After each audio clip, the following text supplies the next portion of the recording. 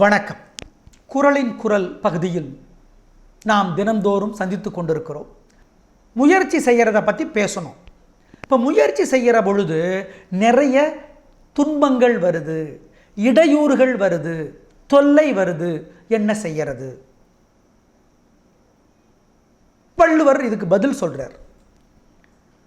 இடுக்கண் வருங்கால் நகுக. சிரி, நகுகன்னா சிரி. இடுக்கண் வருங்கால் நகுக. இடுக்கண்ணா துன்பம். காதில் கடுக்கண் போடுகிற பொழுது காதுக்கு ஓட்டை போடுறதுக்கு புண்ணாகுமா இல்லையா?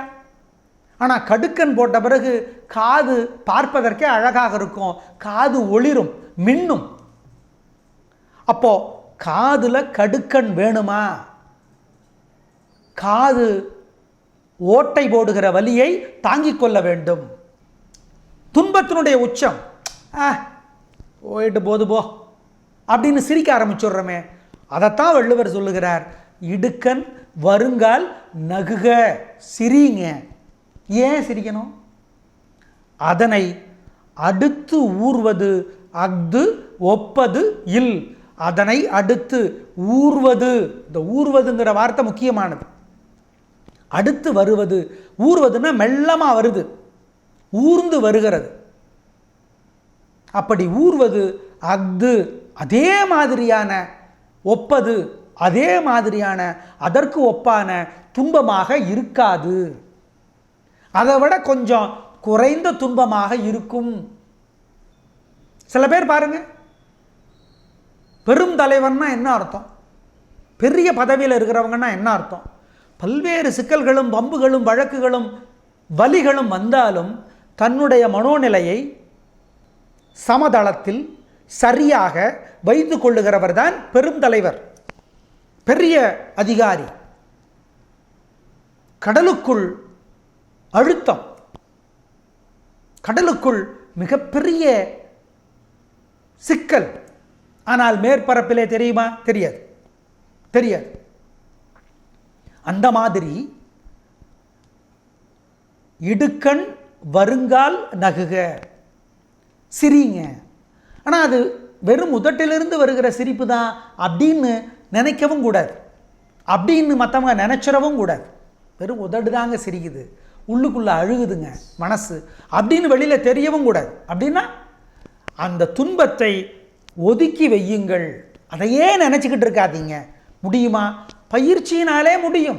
எல்லாமே பயிற்சி தானே. தங்களுடைய கை விரல்களால் பாதத்தை தொட முடியாத பலர் பயிற்சியின் மூலமாக தொடுகிறார்களே. எப்படி? பயிற்சி, திரும்ப திரும்ப பயிலுவது. அப்போ பயிற்சியின் மூலமாக இடுக்கண் வருங்கால் நகுக. சிரிக்க முடியும். சிரிக்கிறதுனா என்னன்னா, அதுக்காக அதை அப்படியே அர்த்தப்படுத்திக்க வேண்டாம். துன்பத்தினால பாதிக்கப்பட்டு விடாதீர்கள். அம்பு எவ்வளவுக்கு எவ்வளவு பின்னுக்கு போகிறதோ அவ்வளவுக்கு அவ்வளவு வேகமாக முன்னே வருகிறது. அந்த மாதிரி இன்னைக்கு துன்பம் வருதா, அதைவிட குறைவான துன்பம்தான் அடுத்து வரும் என்பதனாலே ஆறுதல் அடையுங்கள், இளைப்பாருங்கள், நம்புங்கள் என்று வள்ளுவர் சொல்லுகிறார். அந்த நம்பிக்கை தான் வாழ்க்கையினுடைய மூலம். இதுக்கு அடுத்து அப்படி ஒரு பிரச்சனை வராதுங்க, இதை நான் ஜெயிச்சிருவேன். அப்படி துன்பத்தினாலே மனசு பாதிக்கப்படாமல் இருந்தால்தான் அந்த துன்பத்தை ஜெயிக்க முடியும். இல்லைன்னா மனசு புத்தி பாதிக்கப்பட்டால் நீங்கள் அந்த துன்பத்தை போக்குவதற்கு ஒரு நல்ல முடிவு எடுக்க முடியாது இல்லையா? அதனால தான் பாருங்க, உணர்ச்சி வசப்படக்கூடாது. குழந்தை கீழே விழுந்துடும், உடனே அவங்க அம்மா வந்து பார்த்து போக மாட்டியான்னு சொல்லி குழந்தைய ஓங்கி ஓங்கி அடிப்பாங்க. இதே கீழே விழுந்துட்டானா, எங்கேயாவது காயம்பட்டிருக்கா, மருத்துவர்கிட்ட கொண்டு போகணுமா, இல்லை நம்மளே மருந்து போட்டுடலாமா, அந்த யோசனை இருக்காது. ஏன்? அவங்க உணர்ச்சி வசப்பட்டுட்டாங்க. உணர்ச்சி வசப்பட்டீங்கன்னா துன்பத்தை கையாளுவதற்கு ஆற்றல் இருக்காது. ஆகவே தான் வள்ளுவர் என்ன சொல்லுகிறார்? உணர்ச்சி வசப்படாதீங்க துன்பம் வருகிற பொழுது அப்படிங்கிறார். அந்த நேரத்தில் என்ன செய்யறது? முள்ளமன்றியை பார்க்கறதுக்கு ஒருத்தர் போனாராம். முள்ளமன்றி சொல்லிச்சான், என்ன பார்க்க வந்திருக்க? ஆமாம், நீயும் நானும் ஒன்று. உனக்கும் நிறைய முள், எனக்கும் நிறைய முள். என்ன முள்? படிப்பு ஒரு முள், வேலை ஒரு முள், குழந்தை ஒரு முள், குடும்பம் ஒரு முள்.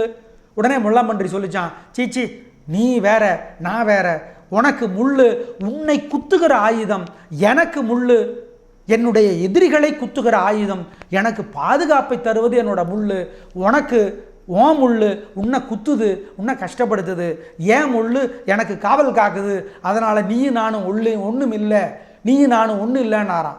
ஆகவே முள்ளம்பன்றி மாதிரி நம்முடைய வாழ்க்கையில் வருகிற முட்களை முள்ளம்பன்றி மாதிரி நம்முடைய காவலுக்கு நம்முடைய ஆயுதமாக மாற்றிக்கொள்வது தான் வள்ளுவர் தருகிற படிப்பினை பாடம். இடுக்கண் வருங்கால் நகுக, அதனை அடுத்து வருவது, அதான் ஊறுவது மெல்லமாக வரும், அந்த அளவிற்கு துன்பம் வராது, அஃது ஒப்பது அதே மாதிரி இருக்காது, இருக்காது என்று வள்ளுவர் சொல்லுகிறார். நாளை இதே நேரம் பார்க்கலாம். நன்றி, வணக்கம்.